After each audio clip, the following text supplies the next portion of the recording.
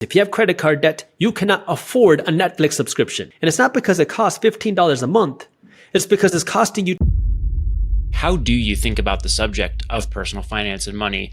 And how should people in a general sense begin pursuing the discussion of money if, for example, they're completely naive to it and just getting started on the journey of learning about how to master wealth? I think it ultimately comes down to understanding, why do people want money? Why do you want money? And the first thing is, well, it costs money to eat and it costs money to feed other people. Now, when you understand that, you can start to grasp this idea that it is important to become successful. You should not avoid the topic of money. You should talk about money. And then if you should become successful, you should also understand that it is your duty to become successful, because it is up to you now to support yourself, your family, and your community. If you want to be able to take your wife or your husband on a nice vacation, you want to be able to take care of your kids, you want to have to spend more time with your kids, you need money to do that. So let's stop living in la la land and understand that money is important in today's day and age. Now, once you understand that, now it's all about understanding, how do you use your money? Because I think the big mistake that a lot of people make, especially in America, is people make money to spend money. And now what do? You make money, you're working hard to make money, and then you give all of it to Gucci, BMW, and Rolex. So people are working hard so they can qualify for debt, so they can buy the BMW, so they can have the big and expensive home that is making them live paycheck to paycheck, so they can have the nice watch on their wrist, so they can wear the nice clothes. But now you have no assets and no investments to make yourself rich or your future generations rich. And I think this is where now understanding, if you want to make yourself rich, it all starts with what you do with your money. And that means instead of spending your money, all of it, you got to keep some of it for yourself. Now, once you start keeping some of it for yourself, now the question is, what do you do with this money? You want to save a little bit, but then you also want to be investing this money to own some assets. Now, an asset is something that you're buying for the purpose of making money. And this is where it gets so important to understand, because this one, when I started understanding this, it made me so upset and angry, because I went through a lot of schooling. I ended up becoming an attorney. I became an attorney because my parents found out that I wasn't going to be a doctor. They were very upset and said, if you want to keep any pride in the family, you have to at least become an attorney. So I went to law school, got my law degree, passed the bar exam, and never worked a day as an attorney. But throughout my long educational period, what I learned is I never learned anything about money. I never learned anything about how our economic system works. Now, we live in what's called a capitalist system. And until I learned what it really meant, all I knew about capitalism is that it inflated a lot of emotions. Some people got very excited. Some people got very angry. And what I realized is, well, we live in a capitalist society. We live in a capitalist economy. Now, you can hate it or love it. It really doesn't matter. What you want to do is understand how our economic system works. And in a capitalist system, the people that make the most money are not the people that rely on their labor. It's the people that rely on their capital, which made me so upset, because in all of our schooling, in all of our education, we're taught to make money from our labor. We're taught to get a good job. We're taught to get a high-paying job. We're taught how we can grow in our careers to make a good income from our labor, which there's nothing wrong with that. But the second piece to this puzzle is, if you want to win in this economic system, you got to use your income from your labor to put it to work, because capital means money. And that means now using the money you're making from your job, using this capital from your job and putting it to work in a capitalist system so you can win in this system, because that's how people become wealthy, stay wealthy, and pass on wealth. It's not through your job, because eventually you're going to stop working. Eventually you're going to want to stop working. And now, what do you have? So where does and you know, I feel very strongly about this. I want to see how you feel about this, but I want to use the word frugality in here as a term, and how important of a role does that play in this conversion of labor, of income derived from labor into the accumulation of capital on this journey? When and where is it a key tool for you? It depends where you are on your journey. In the beginning part of my journey, well, I think it's always important. But the degree and extremeness of your frugality is going to change depending on where you are. So I call it 3 phases of wealth. The first phase of wealth, which is now where you're trying to save your first $2,000 and you're trying to pay off credit card debt if you have any. This is what I call the financial danger zone. if you don't have $2,000 saved up, or if you have credit card debt, you cannot spend money on anything that you do not absolutely need to survive because you're in this financial danger zone. What I like to say is if you have credit card debt, you cannot afford a Netflix subscription. And it's not because it costs $15 a month. It's because it's costing you 2 hours of your time. And this is where now, if you have credit card debt, this money is making so many other people rich. If you have the average credit card debt in America, which is about $6,500 today, and you have the average APR, which I believe is around 27% today because it's been shooting up with the higher interest rates, and you make the minimum monthly payments of $150 a month, it's going to cost you $28,000 to pay off your $6,500 with the credit card debt. So if you have credit card debt, you cannot afford to be wasting your time. You cannot be affording to go out and buy luxuries because right now all you need to be focused on is paying off the credit card debt. Then phase two, in that more systemization phase, this is where I like to talk about something called a 75-15-10 plan, which says for every dollar that you earn, 75 cents is the maximum that you can spend. 15 cents is the minimum that you're investing. 10 cents is the minimum that you're saving. Now, what does that mean? If I make $100, I can only spend 75. The other 25 cents, the other $25 has to be put to work, either saving or invested for myself. And this is now a type of frugality. Now, notice what I said here, that $75 out of the 100 is the maximum that you can spend. There's a whole kind of range of now, how extreme do you want to be on your frugality? For me, when I started learning about money, I read Total Money Makeover by Dave Ramsey. When I learned how dumb I was being with my money, I went on the extreme. I was buying rental properties and I had holes in my shoes because I refused to go out and buy new shoes. I duct taped them and I continued wearing those. When I was in law school, I started making decent money. I was making over $100,000 a year in law school, but I lived in an apartment where I was paying $400 a month. And the reason why I was paying so little was because I didn't have a room in the apartment. I slept on the living room floor. I had a mattress in the hallway, and I would drag that out, put that in the living room floor, lay out my sheets, go to sleep. In the morning, wake up, put the mattress back in the hallway, and go to school that way. I refused to spend money because when I realized how this system worked, all I wanted to do was make money and buy rental properties. Make money and buy rental properties because that was what was important to me. Now, most people are not going to want to do the crazy side of this, which is okay because I'm a little crazy and weird. I get that. But you got to find kind of the right degree for you. And there is 100% a time and place to be extremely frugal. But at all times, you got to live below your means. So I love that you highlight all of the really extreme things that you did, or some of the really extreme things. I'm sure there are more. That you did, but also point out that that's not what you have to do in order to get your finances good. I think a lot of people who hear about the financial independence movement and they're like, for some reason, they all land on Jacob Lundfisker's website, Early Retirement Extreme. And I don't know if there's like a landing page that says, hey, in order to become financially independent, you have to eat beans and rice and peanut butter and jelly and never enjoy your life at all, the end.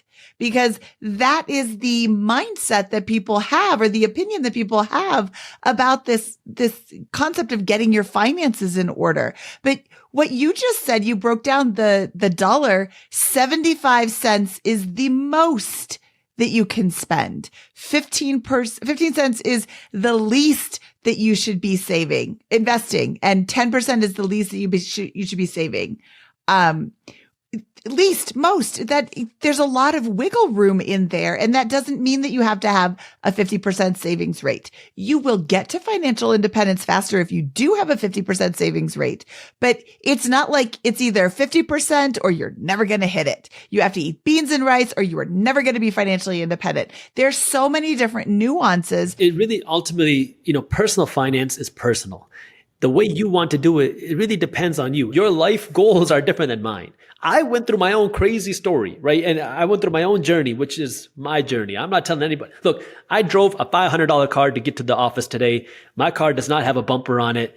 I am looking at a new car now, but all of my employees have better cars than me. But my journey is mine, okay? And I'm doing this for my own reasons. Now, what you do is going to depend on what is right for you. Like there's the big debate between should you buy Starbucks or not? The $5, $7 Starbucks is just keeping people poor. And at the end of the day, the way I look at it is, well, if you're in phase one, if you're in credit card debt, if you don't have $2,000 saved up, no, you should not be buying Starbucks because you can't afford it. Now, if you're in phase two and now you're doing the 75, 15, 10, and you love the idea of getting Starbucks and it fits within your budget, it's within your spending, okay, fine. You're still investing, you're still saving. That's something that provides value for you. Go ahead. Now, you got to remember, money only has value if you use it. Money doesn't do anything for you if it sits in your bank account your entire life. So you're working really hard to get this money, so you might as well use it in a way that you're going to like it. So from your time spent learning about finances, what do you think is the main factor in our system that keeps people broke? You said earlier that people think their job will make them rich, and that's not true. How do you speak to that person who can't seem to get over where their mind is going and shift them a little bit to see that investing a little bit consistently can make you very wealthy? Well, I think you got to premise that by essentially understanding that our system profits when people are financially stupid. Our system is designed to keep people financially dumb. And it sounds extreme, but it's true because, look at it this way. We'll look at it from a tax perspective. Who does our tax code benefit? It benefits the entrepreneur and it benefits the investor. It does not benefit the employee that much because if you're an employee and that's your only source of income, you got to pay the highest tax rates and you get the lowest tax breaks. Well, let's dig a little bit deeper into this. Banks profit when you're financially dumb. In Market Briefs, which is my financial newsletter in Briefs Media, we just covered this, but it just came out that in 2023, the big three banks, Bank of America, JP Morgan, and Wells Fargo made, $2.2 billion in overdraft fees last year. That's from people spending money they didn't have. You got to pay a fine because you spent money you didn't have when you didn't have money in the first place. So banks love it when you're financially dumb because now they'll keep selling you loans on your cars and jewelry and things that you can't afford that's not making you any money. Corporations love it when you're financially dumb because they can get you to buy things that you don't need, that you don't want, just because they're good with their advertising. Even the government loves it when you're financially dumb. We talked about it in terms of how you pay taxes, but it goes a little bit deeper. The number one asset on the United States balance sheet is student loans. It is the number one largest asset that the United States government has. So now we have this whole student loan dilemma, student loan crisis. Every young person who has student loans tells you that, dang, this student loans is expensive. It sucks. Student loans are keeping people from being able to buy homes, to being able to invest, to being able to do a lot of things. And now you hear, well, is the government supposed to help me with this? Well, if you really look at it a little bit deeper, you look at the government's assets. Their largest asset by a long shot are student loans. So now, when you are constantly relying on everybody else to take care of you, you end up in a very bad financial situation because for the average person, who do they go for financial advice? It's not a financial advisor, it's their banker. So now when you go to your bank about, hey, can I afford this home? Can I afford this car? What is their best interest? To give you a loan, to give you a bigger loan. They don't really care if you make the payments on it or not. They just get paid when you sign the paperwork, especially that banker over there. Now, I'm not saying every single person is bad. I'm not saying salespeople are bad. I'm not saying bankers are bad. But you got to understand, everybody has some sort of goal. Everybody has some sort of intention. And this is where now your intention should be to be financially educated so you can make smart decisions with your money. Because guess what? You can also use the bank to your advantage. If you know how to use the bank, if you know how to use debt, you can use debt to your advantage. If you know how to use the credit cards, you can use your credit cards to your advantage. If you know how to use your student loans, you can use it to your advantage. If you know how to use whatever products you want to buy, you can use it to your advantage because now you can buy all the nice things that you want when you can afford it. But when you don't have that financial education, you are the subservient to everybody else and you're making everybody else rich and you get stuck. Jaspreet, just observing a couple of things here. You started out on your journey and, you say you didn't learn much about money growing up, but you clearly took away the importance of money from the fact that it wasn't discussed in your household and ran with that concept. You self-educated relentlessly. Once you kind of figured it out, you said, oh, spending is an enormous lever in my financial journey. And I'll point out a few things. Maybe you've had this and discussed this from a philosophical standpoint as well. But frugality is extremely efficient in moving one towards financial independence because it reduces the amount that you spend, allowing you to accumulate more, and it reduces the amount your assets need to generate or that your income needs to generate in order to fund your lifestyle, which allows you to take many, many more risks. So this cycle of self-education, the learning experiences from entrepreneurship, the frugality, and the capital accumulation are a compounding set of forces that just rocket ship off your journey in particular, from my observations and what I've learned today here. And that compounds over the last decade, following following this journey, allowing you to buy more and more real estate, allowing you to buy more and more, I'm sure, other assets, and allowing you to invest heavily in this business. And you've kept the foot on the gas the entire time on all of those levers, I imagine, from self-education, from income generation and the pursuit of optimization there in a controllable fashion, and with frugality, saying you drive a $500 car to work today. And that, I think there's a couple of things to unpack there that I'd love your take on. First, that position starts in high school for you, in college for you, at 12 years old, really. But for someone, let's take a peer. I'm sure you can think of somebody that went to those parties that you were entrepreneurially hosting in college, who is now locked into a home mortgage, works at one of those banks that has made $2 billion in overdraft fees last year, has a car payment or whatever. That I think there's something there that you talk about this, what is the system that's holding so many people back? I mean, you're going to have not just 10 times, not just 100 times, but maybe 100 times the wealth of somebody on that other path over the next 10 years. Tell me if you agree with my diagnosis here, first of all. And am I onto something here? Is there a kernel in there around how to extract people from the system? Because it's hard to take somebody on the other path and put them on your path here. It's almost impossible for them to do that at a certain point. Does it have to begin early? I think what you said was 100% correct. You said, number one, it's hard. And number two, you said nearly impossible. But notice you did not say it is impossible. And this is where one of the things I like to talk about, because this is what you said is the same question I get asked anytime I do an interview. What if somebody's 35 years old, they're in debt? How do they get started? What do they do if they're making an average income? How do they now start building wealth? And the reality is, first, you got to get your mindset in the right place, because unfortunately, the internet loves to sell this idea of get rich quick, get this passive income by doing X, Y, Z, and you're going to make $1,000 a month doing nothing. It doesn't work like that. It's not that easy. But this is where now, if you reframe your mind, what I like to talk about is the decade of sacrifice. It takes a decade to see that significant change. And now what is a decade of sacrifice is you got to spend those 10 years spending less and earning more so you can invest like crazy. If you stick with it through this decade of sacrifice, after those 10 years, you are not going to recognize your financial self. And now you're going to be on a whole new path of trajectory. But if you're starting a little bit later, that's okay. But you have to now start taking action, because there's three factors that will determine how wealthy you become: how much time your money is invested for, the return you can get on your money, meaning how fast you can grow your money, and how much money you're investing. The one thing we can't change is how much time we have left. If you're starting at 25 or 35 or 45 or 55, you can't go back and start last year. So if you ignore the T, the time, that means you have to emphasize more how much money you invest and the return that you get. And this is where now understanding, okay, if you're starting later, fine.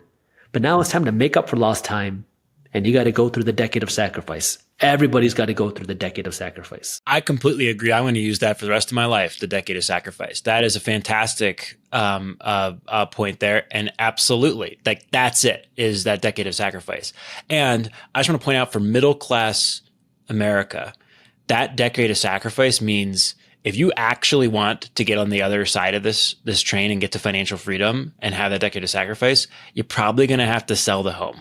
You're probably going to have to downgrade the car. You're probably going to have to stop buying luxury artifacts and goods there. And you're going to have to like really accumulate a little bit because it's not just a linear thing here.